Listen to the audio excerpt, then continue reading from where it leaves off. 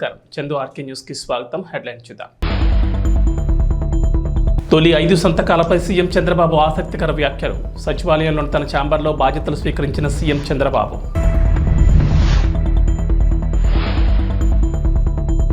సామాన్యులకు దడపుట్టిస్తున్న ఉల్లి, టమోటా 15 రోజుల్లోనే అమాంతం పెరిగిన ధరలు.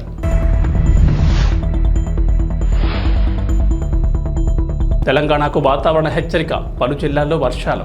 చంద్రబాబు ప్రమాణ స్వీకారం సందర్భంగా కేంద్ర హోంమంత్రి అమిత్ షా తనను మందలించారంటూ వైరల్ అవుతున్న వీడియోను మాజీ గవర్నర్ తమిళిసై ఖండించారు.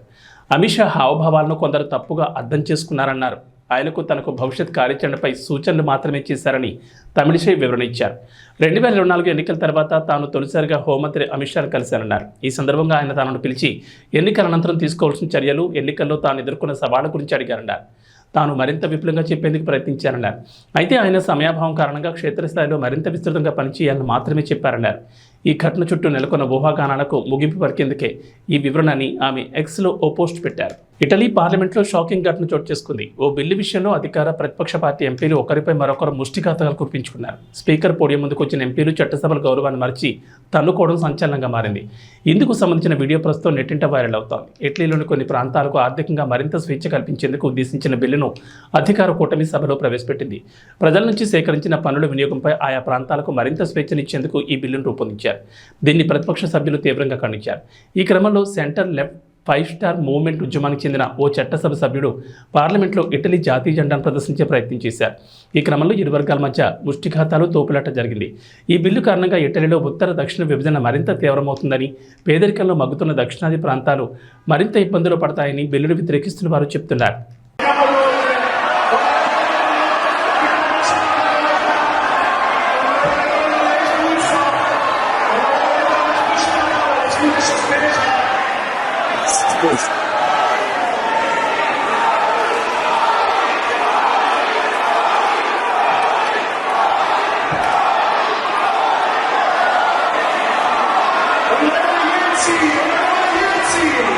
ఏపీ ముఖ్యమంత్రిగా టీడీపీ అధినేత నారా చంద్రబాబు నాయుడు గురువారం బాధ్యతలు స్వీకరించారు. అమరావతిలోని సచివాలయం మొదటి బ్లాక్లో సాయంత్రం 4:41 బాధ్యతలు చేపట్టారు. వేద పండితులు పూజలు నిర్వహించిన అనంతరం ఆయన బాధ్యతలు తీసుకున్నారు. ముఖ్యమంత్రి హోదాలో 5 ఏళ్ల తర్వాత సచివాలయానికి వచ్చిన చంద్రబాబుకు రాజధాని రైతులు ఘనమైన స్వాగతం పలికారు. వేల మంది రోడ్ల మీదకు వచ్చి రహదారులను పూలమయం చేశారు. అలాగే సచివాలయంలో ఉద్యోగులు, అధికారులు సీఎంకు స్వాగతం పలికారు. ప్రభుత్వ ప్రధాన కార్యదర్శి, డీజీపీ సహా మంత్రులు, ఆల్ ఇండియా సర్వీసెస్ అధికారులు ముఖ్యమంత్రిని కలిసి శుభాకాంక్షలు తెలిపారు. ముఖ్యమంత్రిగా బాధ్యతలు తీసుకున్న అనంతరం ఎన్నికల్లో ఇచ్చిన హామీలు నెరవేర్చే ఫైళ్లపై సంతకాలు చేశారు. ప్రచారంలో ఇచ్చిన హామీ మేరకు మెగా డిఎస్సీపై చంద్రబాబు తొలి సంతకం పెట్టారు. మొదటి హామీ అయిన మెగా డిఎస్సీపై తొలి సంతకం పెట్టిన సీఎం చంద్రబాబు నిరుద్యోగుల సమక్షంలోని 16,347 టీచర్ పోస్టులను భర్తీ చేయనున్నట్లు తెలిపారు.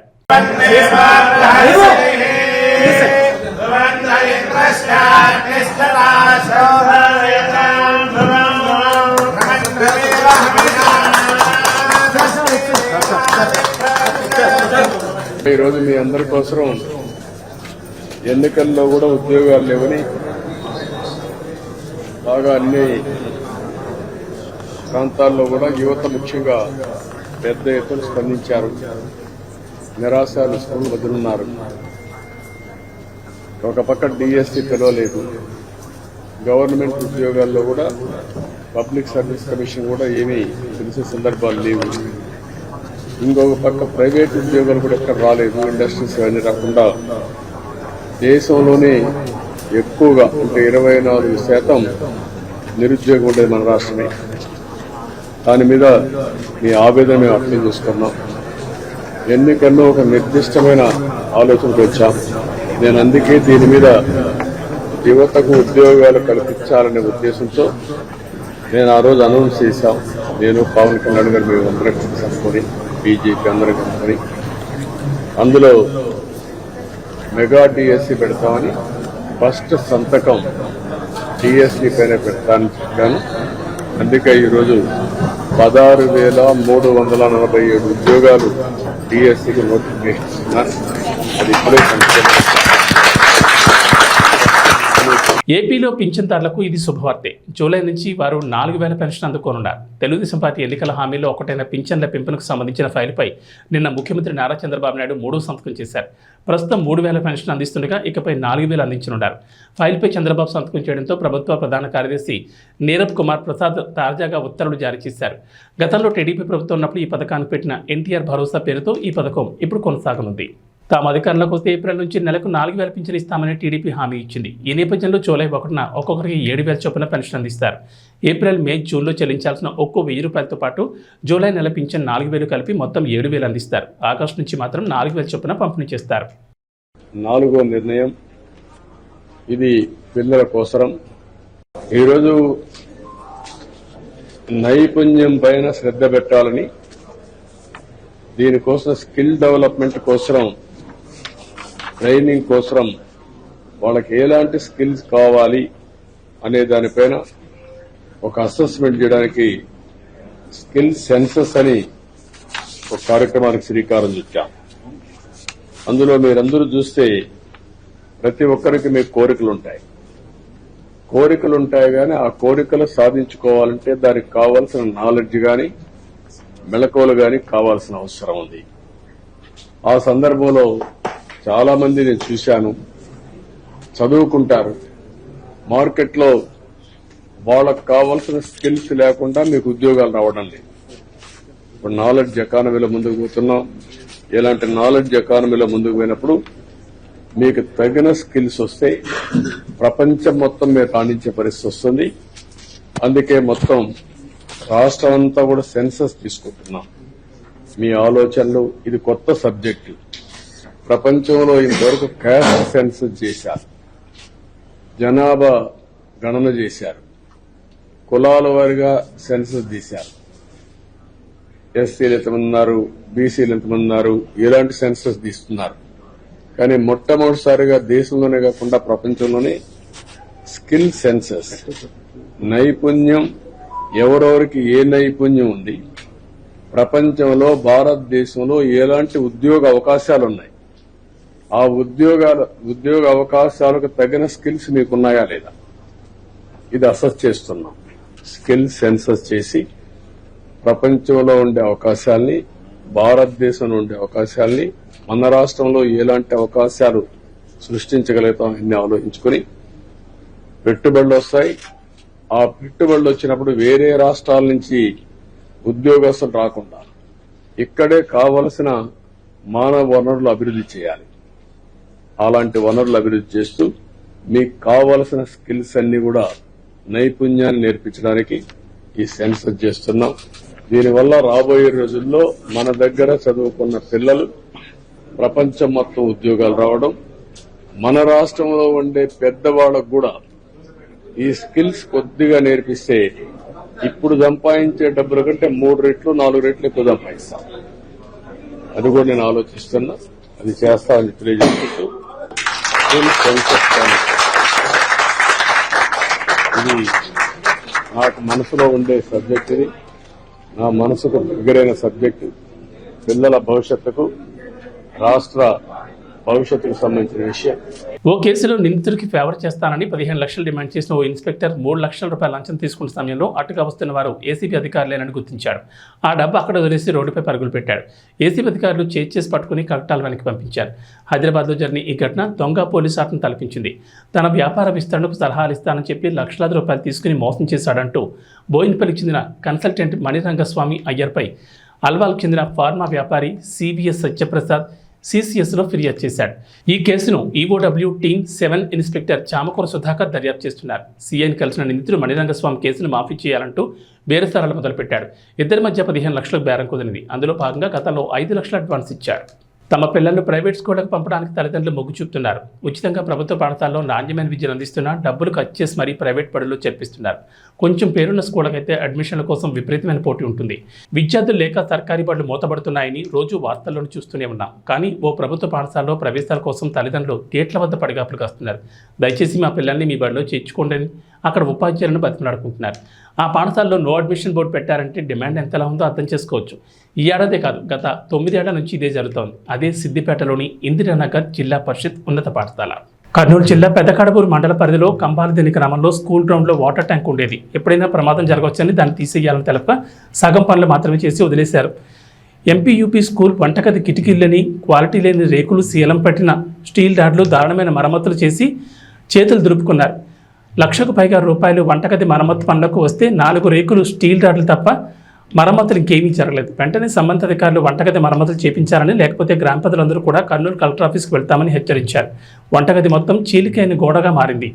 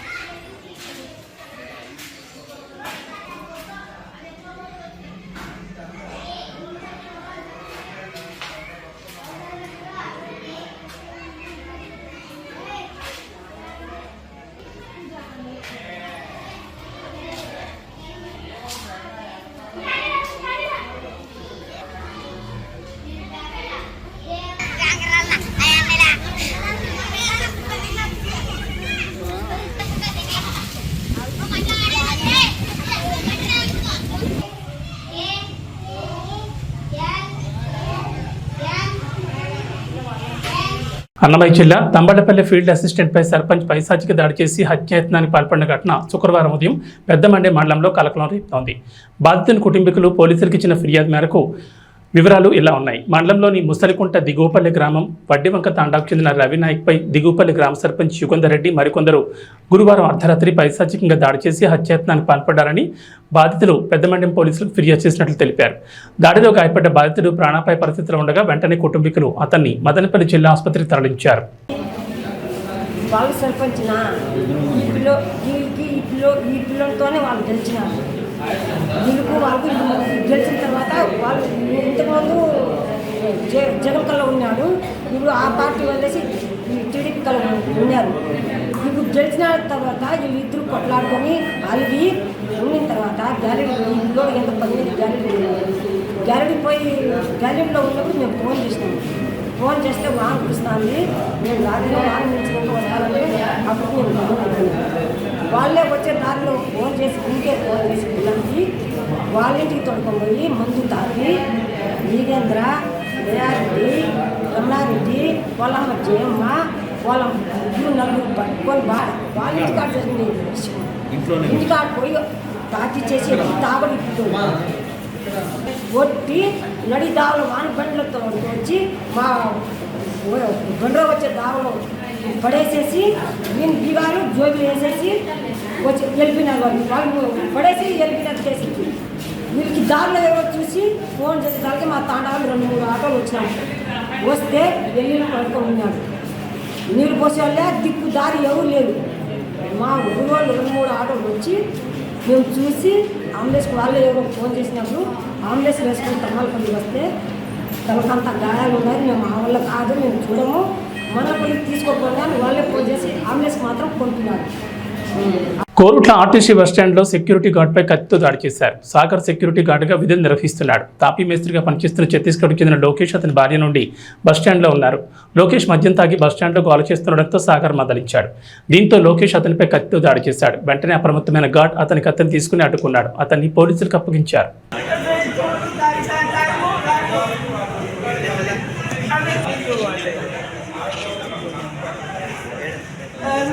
करो रखना पता ना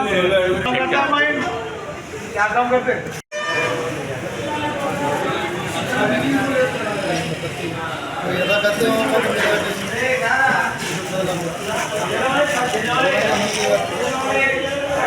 కంపల్సరీ చెప్పుకోవాలి ప్రజలకు ఇబ్బంది కాకుండా కంపల్సరీ చెప్పుకోవాలి రేపే కాదు ఏ ఊరు వాళ్ళు నిద్రగా ఎట్లా లేదు నిద్రగా ఎట్లా డిస్టర్బ్ చేసినా అది ఒకటే పెట్టుకున్నాడు ఇక ఇందులో ఇష్టం వచ్చినట్టు ఇప్పుడే మొదలెట్టింది ఇలాగనే ఊరుకున్న కాము ఈ ఆరోగ్యం షాప్ ఉన్నది కదా వాళ్ళు కూడా పోలీసు వాళ్ళు ఉన్నారు చెప్పినప్పుడు వెళ్ళిపోవాలి బాబు వెళ్ళిపోవాలి ఆయన కూడా ఏం ఉంటుంది ఆడి మీదనే మాట్లాడు అయినా దెబ్బ కొట్టు వెళ్ళిపోయాడు మళ్ళీ తాగచ్చు వెనకకెళ్ళి అట్లా రప్పని వచ్చుకొని కత్తి పెట్టేసింది ఇట్లా దొరకబెట్టేసి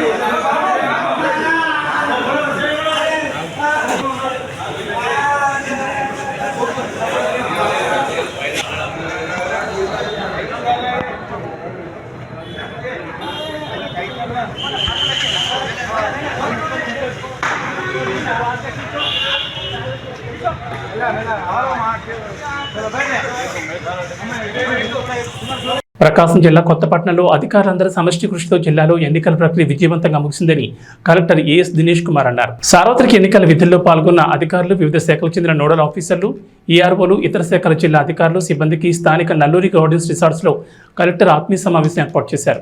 ఈ సందర్భంగా కలెక్టర్ మాట్లాడుతూ ఎన్నికల నిర్వహణకు అవసరమైన పకడ్బందీ ప్రణాళిక రూపకల్పన, దాని అమలును నిరంతరం పర్యవేక్షించడం ద్వారా ఎన్నికలను విజయవంతంగా నిర్వహించగలిగారన్నారు. జిల్లా స్థాయి మొదలుకొని గ్రామ స్థాయి వరకు అధికారులు, సిబ్బందికి ఆ దిశగా శిక్షణ కార్యక్రమాలు నిర్వహించడం ద్వారా ఎలాంటి ఆటంకాలు లేకుండా ఎన్నికల ప్రక్రియ ముగియడంతో పాటు పోలింగ్ శాతంలో రాష్ట్రంలోని ప్రకాశం జిల్లా ప్రథమ స్థానంలో నిలిచిందన్నారు. జిల్లాలో ఎన్నికల విధుల్లో పాల్గొన్న అధికారులు, సిబ్బందికి ఆయన ప్రశంసా పత్రాలు అందజేశారు. ఈ సందర్భంగా అధికారులు మాట్లాడుతూ కలెక్టర్ ఎప్పటికప్పుడు మార్గనిర్దేశం చేయడం వల్ల తమ విధులను విజయవంతంగా నిర్వహించగలిగామన్నారు. ఎస్వి గరుడ్ సునీల్ మాట్లాడుతూ పోలీస్ సిబ్బంది, జిల్లా అధికారి యంత్రాంగం సమన్వయంతో పనిచేయడం వల్ల శాంతి భద్రతలకు ఎలాంటి ఆటంకం కలగలేదన్నారు. ఓటర్లు కూడా పోలీసులకు పూర్తి స్థాయిలో సహకరించడం వల్ల ఎన్నికలు సజావుగా జరిగాయన్నారు. అనంతరం జిల్లా స్థాయి అధికారులంతా కలెక్టర్, ఎస్పీలను పూలమాలలు, శాలువాలతో సన్మానించారు.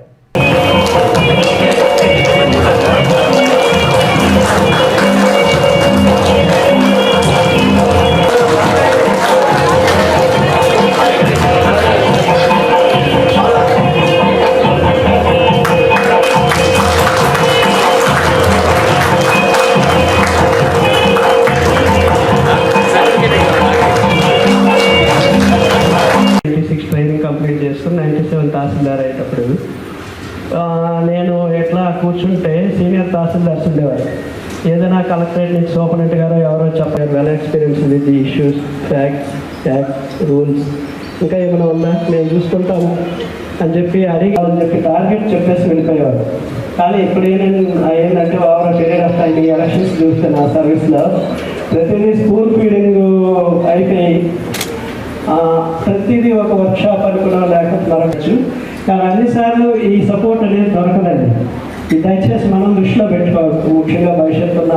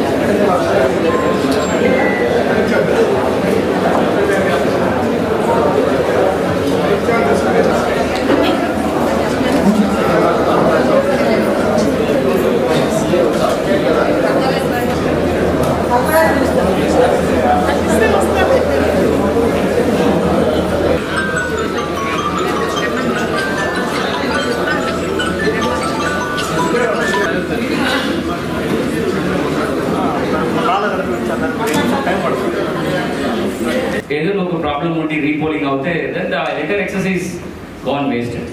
So I don't want to take a chance. So ప్రతి ఒక్క విషయం కూడా అట్లీస్ట్ మన సైడ్ నుంచి మనం కాంట్రిబ్యూట్ చేసిన విషయంలో కరెక్ట్గా జరిగిపోతే remaining issues you to leave to the god. ఎందుకంటే అన్ని I will not take all credits. అన్ని నా లీడర్షిప్లో జరిగింది అంటే ఐ వుడ్ సే మనం చేసిన ప్రయత్నం only 20-30%. So 70-80% is about our good will, మీ ప్రయత్నము అండ్ గాడ్స్ విల్. సో ఎందుకంటే మన చేయిలో ఉంటున్న control about entire process is very limited.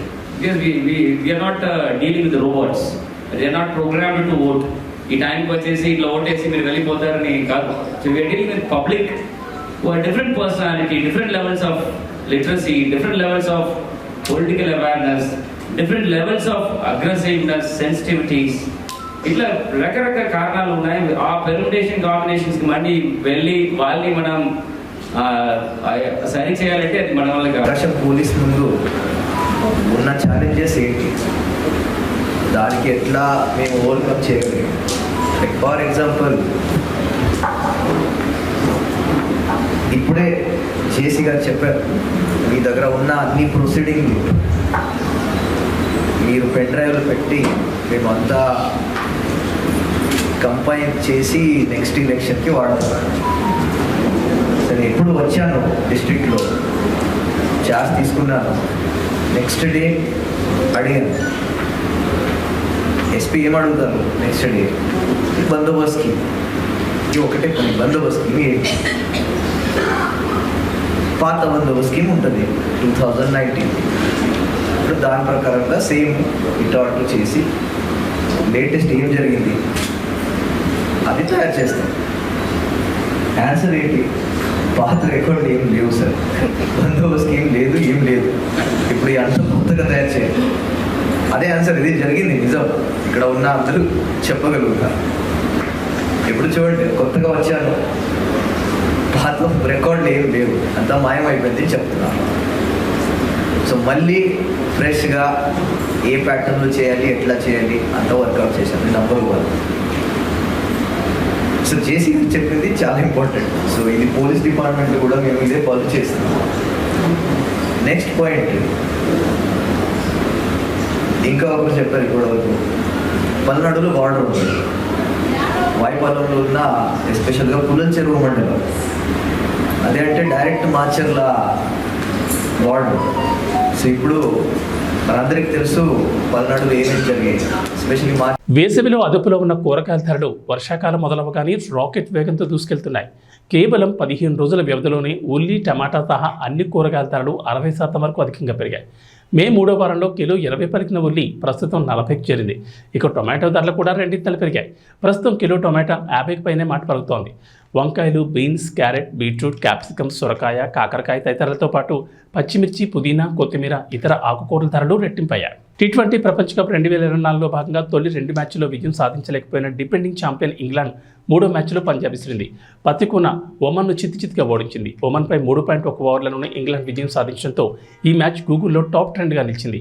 ఈ మ్యాచ్లో తొలుత బ్యాటింగ్ చేసిన ఒమన్ను 47 పరులకే కుప్పకూలింది ఇంగ్లాండ్. అనంతరం కేవలం 19 బంతుల్లోనే లక్ష్యాన్ని చేసేసి 2 పాయింట్లతో పాటు భారీగా నెట్ రన్ రేట్ను మెరుగుపరుచుకుంది.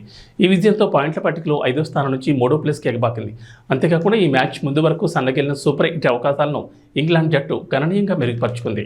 మాస్కా Das Vishwaksen rural action drama gangs of Godavari రీసెంట్గా రిలీజ్ అయ్యి ఆడియన్స్ను ఆకట్టుకుంది.